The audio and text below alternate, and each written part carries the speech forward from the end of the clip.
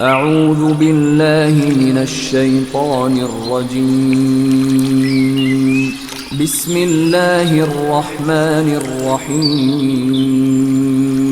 لوگو اپنے پروردگار سے ڈرو جس نے تم کو ایک شخص سے پیدا کیا، یعنی اول اس سے اس کا جوڑا بنایا، پھر ان دونوں سے کثرت سے مرد و عورت پیدا کر کے روئے زمین پر پھیلا دیے، اور اللہ سے ڈرو جس کے واسطے سے تم ایک دوسرے سے حقوق کا مطالبہ کرتے ہو، اور قطع رحمی سے بچو، کچھ شک نہیں کہ اللہ تمہیں دیکھ رہا ہے، اور یتیموں کا مال جو تمہاری تحویل میں ہو ان کے حوالے کر دو، اور ان کے پاکیزہ اور عمدہ مال کو اپنے ناقص اور برے مال سے نہ بدلو،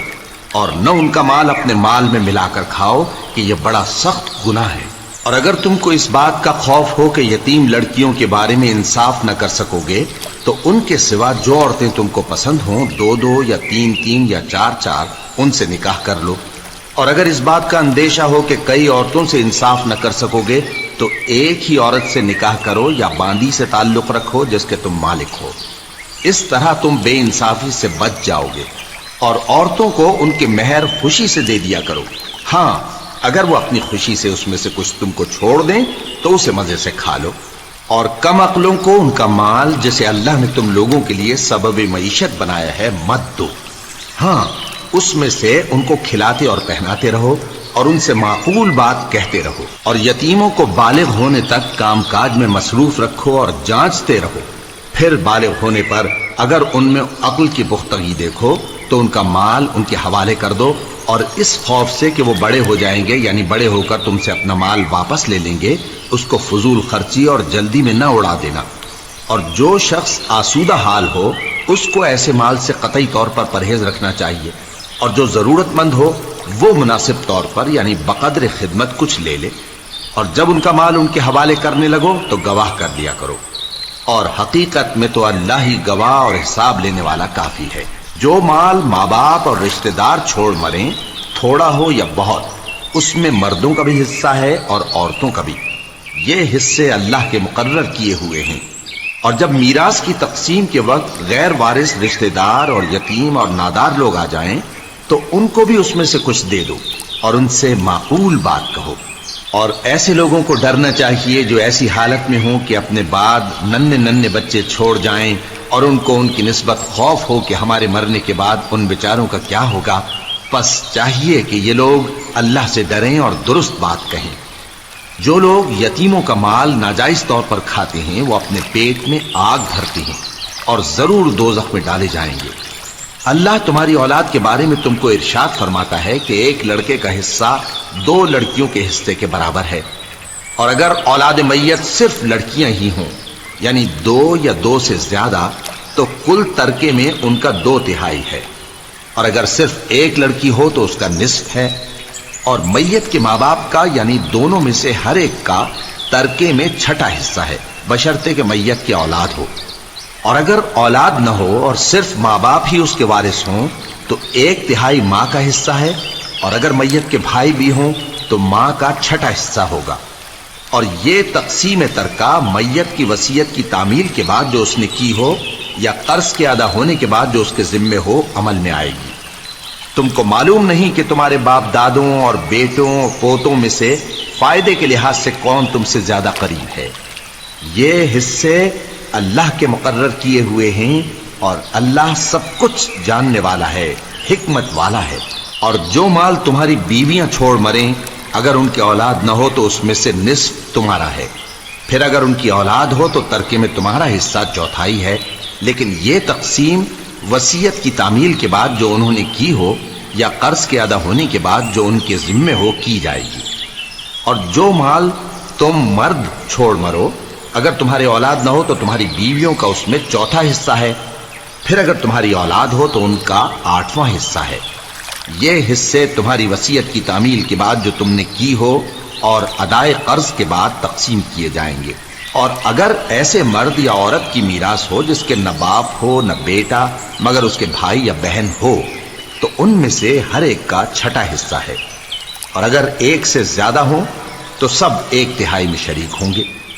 یہ حصے بھی بعد ادائے وصیت و قرض بشرطے کہ ان سے میت نے کسی کا نقصان نہ کیا ہو تقسیم کیے جائیں گے۔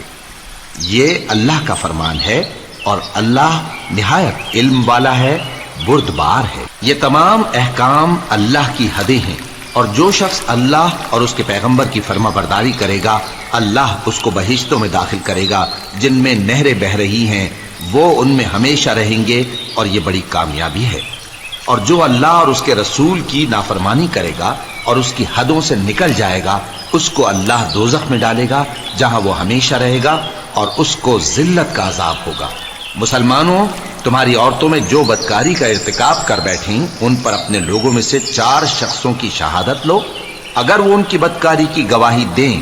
تو ان عورتوں کو گھروں میں بند رکھو یہاں تک کہ موت ان کا کام تمام کر دے، یا اللہ ان کے لیے کوئی اور سبیل پیدا کرے۔ اور جو 2 مرد تم میں سے بدکاری کریں تو ان کو ایذا دو، پھر اگر وہ توبہ کر لیں اور نیکوکار ہو جائیں تو ان کا پیچھا چھوڑ دو۔ بے شک اللہ توبہ قبول کرنے والا ہے، مہربان ہے۔ اللہ انہی لوگوں کی توبہ قبول فرماتا ہے جو نادانی سے بری حرکت کر بیٹھتے ہیں پھر جلد توبہ کر لیتی ہیں۔ بس ایسے لوگوں پر اللہ توجہ کرتا ہے اور وہ سب کچھ جاننے والا ہے، حکمت والا ہے۔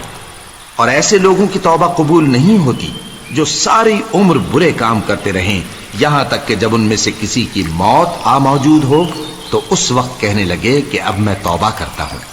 اور نہ ان کی توبہ قبول ہوتی ہے جو کفر کی حالت میں مریں۔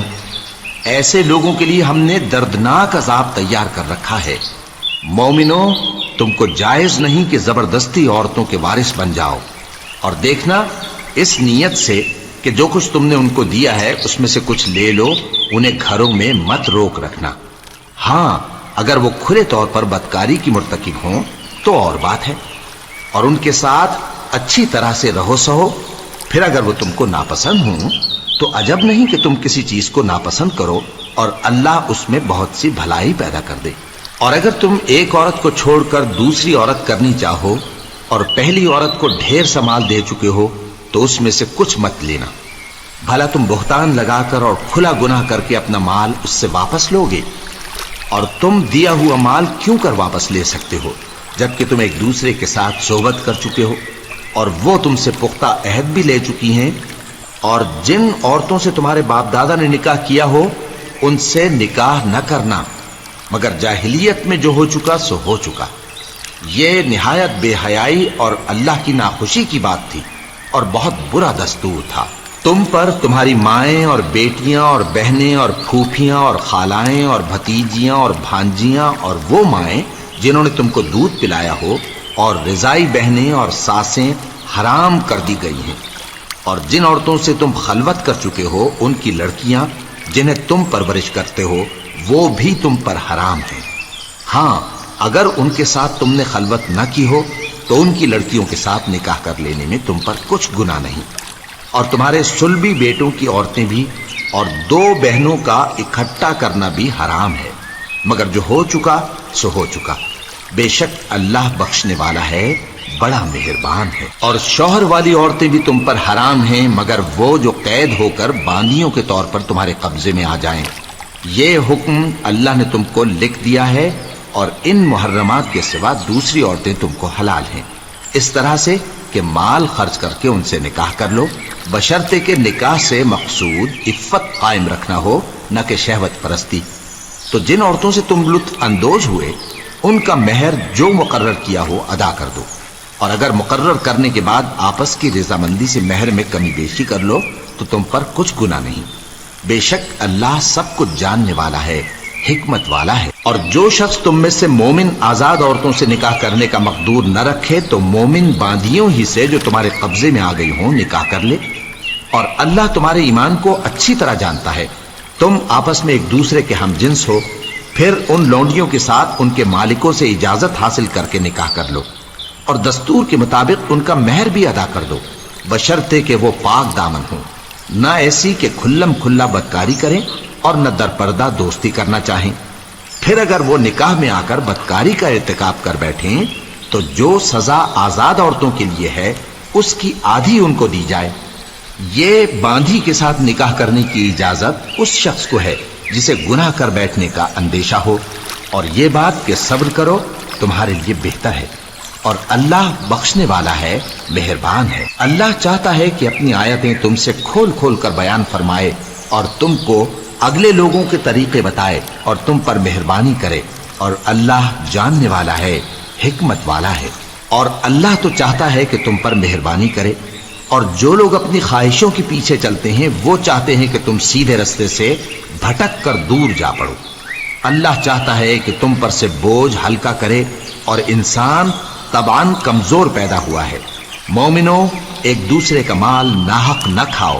ہاں، اگر آپس کی رضامندی سے تجارت کا لین دین ہو اور اس سے مالی فائدہ حاصل ہو جائے تو وہ جائز ہے، اور اپنے آپ کو ہلاک نہ کرو، کچھ شک نہیں کہ اللہ تم پر مہربان ہے۔ اور جو زیادتی کرتے ہوئے اور ظلم سے ایسا کرے گا تو ہم اس کو عنقریب جہنم میں داخل کریں گے، اور یہ اللہ کو آسان ہے۔ اگر تم بڑے بڑے گناہوں سے جن سے تم کو منع کیا جاتا ہے پرہیز کرو گے تو ہم تمہارے چھوٹے چھوٹے گناہ معاف کر دیں گے اور تمہیں عزت کے مکانوں میں داخل کریں گے۔ اور جس چیز میں اللہ نے تم میں سے بعض کو بعض پر فضیلت دی ہے اس کی تمنا مت کرو۔ مردوں کو ان کاموں کا ثواب ہے جو انہوں نے کیے، اور عورتوں کو ان کاموں کا ثواب ہے جو انہوں نے کیے، اور اللہ سے اس کا فضل و کرم مانگتے رہو، کچھ شک نہیں کہ اللہ ہر چیز سے واقف ہے۔ اور جو مال ماں باپ اور رشتہ دار چھوڑ مریں تو حقداروں میں تقسیم کر دو کہ ہم نے ہر ایک کے حقدار مقرر کر دیے ہیں، اور جن لوگوں سے تم عہد کر چکے ہو ان کو بھی ان کا حصہ دو، بے شک اللہ ہر چیز پر نگراں ہے۔ مرد عورتوں پر حاکم ہیں، اس لیے کہ اللہ نے بعض کو بعض سے افضل بنایا ہے، اور اس لیے بھی کہ مرد اپنا مال خرچ کرتے ہیں، تو جو نیک بیویاں ہیں وہ فرمانبردار ہوتی ہیں، اور ان کے پیٹھ پیچھے اللہ کی حفاظت میں مال و آبرو کی خبرداری کرتی ہیں۔ اور جن عورتوں کی نسبت تمہیں معلوم ہو کہ سرکشی اور بدخوئی کرنے لگی ہیں تو پہلے ان کو زبانی سمجھاؤ، اگر نہ سمجھیں تو پھر ان کے ساتھ سونا ترک کر دو۔ اگر اس پر بھی باز نہ آئیں تو زد و کوب کرو، پھر اگر تمہارا کہنا مان لیں تو پھر ان کو ایذا دینے کا کوئی بہانہ مت ڈھونڈو، بے شک اللہ بہت اونچا ہے، بڑا ہے۔ اور اگر تم لوگوں کو معلوم ہو کہ میاں بیوی میں انبن ہے تو ایک منصف مرد کے خاندان میں سے اور ایک منصف عورت کے خاندان میں سے مقرر کرو، وہ اگر صلح کرا دینی چاہیں گے تو اللہ ان میں موافقت پیدا کر دے گا۔ کچھ شک نہیں کہ اللہ سب کچھ جانتا ہے، سب باتوں سے خبردار ہے۔ اور اللہ ہی کی عبادت کرو اور اس کے ساتھ کسی چیز کو شریک نہ بناؤ، اور ماں باپ اور قرابت والوں اور یتیموں اور ناداروں اور رشتہ دار ہمسایوں اور اجنبی ہمسایوں اور پاس بیٹھنے والوں اور مسافروں اور جو لوگ تمہارے قبضے میں ہوں سب کے ساتھ حسن سلوک کرو، بے شک اللہ تکبر کرنے والے، بڑائی مارنے والے کو دوست نہیں رکھتا۔ جو خود بھی بخل کریں اور لوگوں کو بھی بخل سکھائیں، اور جو مال اللہ نے ان کو اپنے فضل سے عطا فرمایا ہے اسے چھپا چھپا کے رکھیں، اور ہم نے کافروں کے لیے ذلت کا عذاب تیار کر رکھا ہے۔ اور جو خرچ بھی کریں تو اللہ کے لیے نہیں بلکہ لوگوں کے دکھانے کو، اور ایمان نہ اللہ پر لائیں نہ روز آخر پر۔ اور جس کا ساتھی شیطان ہوا تو کچھ شک نہیں کہ وہ برا ساتھی ہے۔ اور اگر یہ لوگ اللہ پر اور روز قیامت پر ایمان لاتے اور جو کچھ اللہ نے ان کو دیا تھا اس میں سے خرچ کرتے تو ان پر کیا مصیبت آ پڑتی۔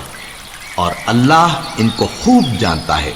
اللہ کسی کی ذرہ بر بھی حق تلفی نہیں کرتا، اور اگر کسی نے نیکی کی ہوگی تو اس کو کئی گنا کر دے گا اور اپنے ہاں سے اجر عظیم بخشے گا۔ بھلا اس دن کیا حال ہوگا جب ہم ہر امت میں سے احوال بتانے والے کو بلائیں گے اور تم کو اے نبی صلی اللہ علیہ وآلہ وسلم ان لوگوں کا حال بتانے کو بطور گواہ طلب کریں گے۔ اس روز کافر اور پیغمبر کے نافرمان آرزو کریں گے کہ کاش ان کو دھسا کر زمین برابر کر دی جاتی، اور وہ اللہ سے کوئی بات چھپا نہیں سکیں گے۔ مومنو، جب تم نشے کی حالت میں ہو تو جب تک ان الفاظ کو جو منہ سے کہو سمجھنے نہ لگو نماز کے پاس نہ جاؤ، اور جنابت کی حالت میں بھی نماز کے پاس نہ جاؤ یہاں تک کہ غسل کر لو۔ ہاں، اگر بحالت سفر رستے چلے جا رہے ہو اور پانی نہ ملنے کے سبب غسل نہ کر سکو تو تیمم کر کے نماز پڑھ لو، اور اگر تم بیمار ہو یا سفر میں ہو یا کوئی تم میں سے بیت الخلا سے ہو کر آیا ہو یا تم نے عورتوں سے مقاربت کی ہو اور تمہیں پانی نہ ملے تو پاک مٹی لو اور منہ اور ہاتھوں کا مسح کر کے تیمم کر لو، بے شک اللہ معاف کرنے والا ہے، بخشنے والا ہے۔